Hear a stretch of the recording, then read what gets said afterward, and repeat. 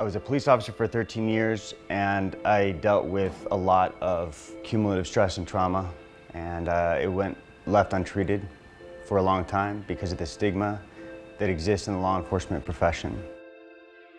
Early on in my career, I learned that asking for help was viewed as a sign of weakness rather than a sign of strength.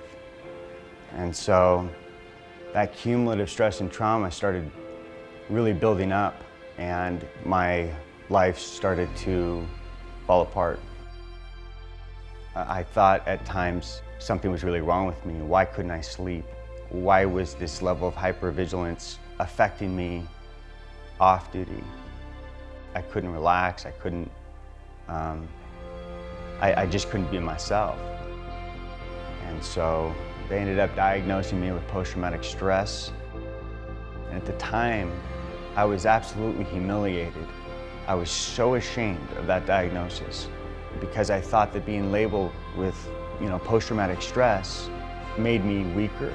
I thought that if my family or my partners knew, that they would no longer trust me, and I knew I was in trouble. Nick came to us as a retired police officer, and he was SWAT, he was undercover, and he really was in need of a dog. He was really struggling. And so I go into the kennels and I see Stryker, who is just jumping up and down nonstop, and I thought, this is such a cute dog. He says, "Who's this?" And I said, "That's Stryker." He goes, "Oh." You can see him just kind of looking, and so I just pulled the pin up.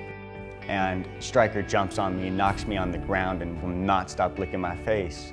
I was just like, this is the cutest thing I'd ever seen. And Tom said, "That's your dog."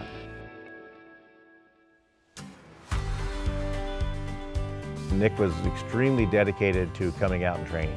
He was great. And it really shows with him and Stryker that they're really a good team. Like the first time I saw him, he was a Stryker. I didn't know back then it was a service dog. And it was just absolutely incredible to see them together because I saw like this incredible connection between them and bond. It was because of Stryker that I got out of the house.